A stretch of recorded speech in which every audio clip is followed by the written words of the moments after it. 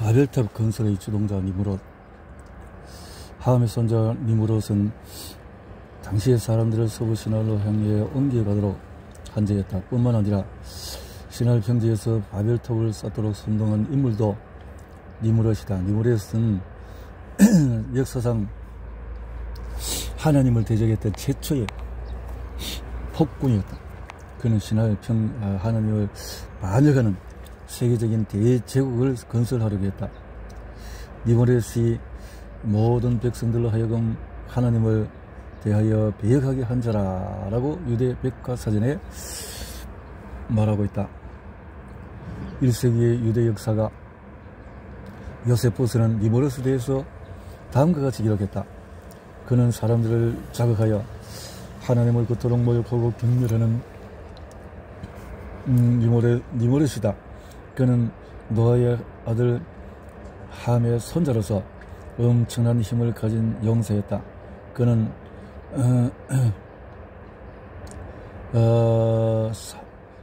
사람들이 하나님 때문에 아니라 니무롯 자신 때문에 행복을 누린다고 설득을 했고 절대자로 군림하기 시작했다.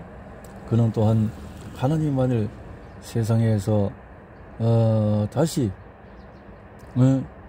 홍수 일이 한다면 보복하겠다, 이렇게까지 말했다는 건데요. 창세기 10장 8절에 구스가 또 니무롯을 낳았으니 그는 세상의 첫 용사라. 그가 여호와 앞에서 영광한 사냥꾼이 되었으므로 속담에 이르기를 아무는 여호와 앞에 니무롯같이 영광한 사냥꾼이로다 하더라. 이렇게 칭송을 받을 수밖에 없는 그 당시의 상황이었군요. 우리는 이 말씀으로 니무롯의 정체를 파악할 수 있다. 그러나 한글 개역 성경이 이 구절의 진정한 의미를 전달해 주지 못하고 있다. 본절의 정확한 뜻을 찾기 위해서 몇 가지 주목해야 할 단어는 먼저 용사라는 것이다.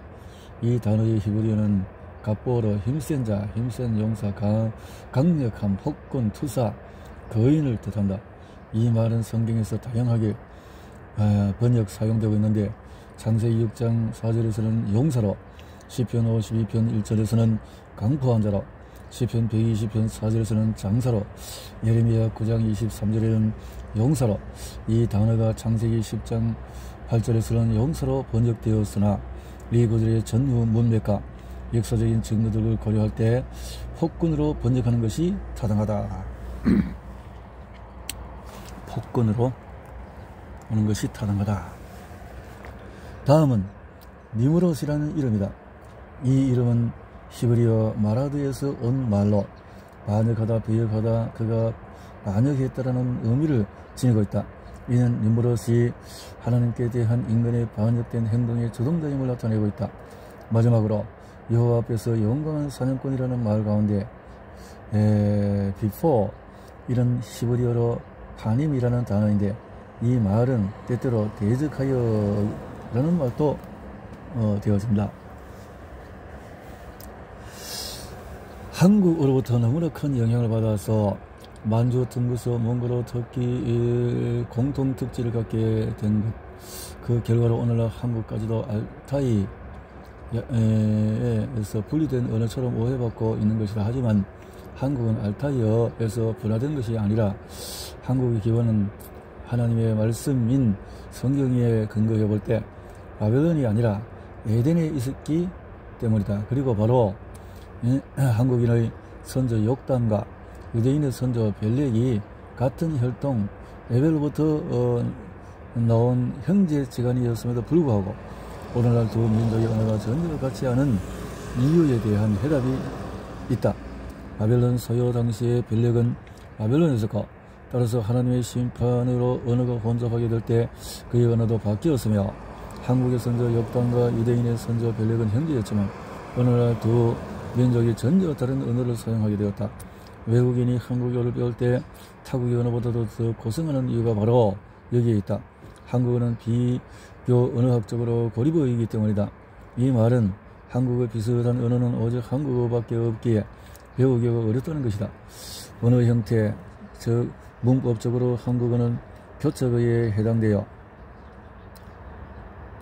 일본어와 근년 관계로 볼 수 있지만 비교 언어학적으로 이와 비슷한 언어는 세상 어디에도 없다고 한다. 인도 유럽 어족의 수많은 친족 언어들은 갈래가 비슷해서 서로 배울 때에 고생을 덜한다.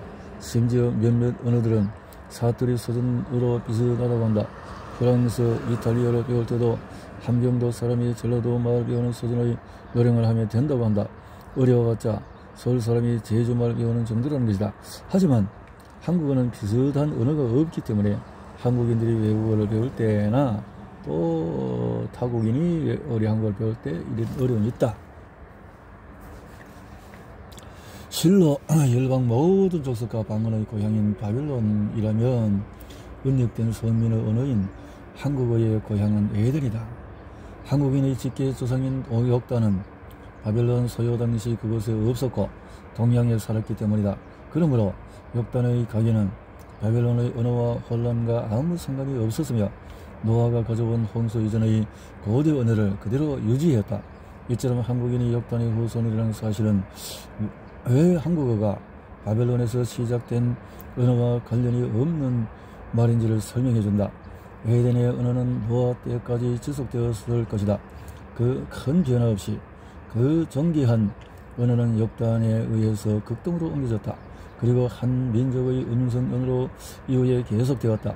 이것은 한국어로서는 실로 큰 영예가 아닐 수 없다.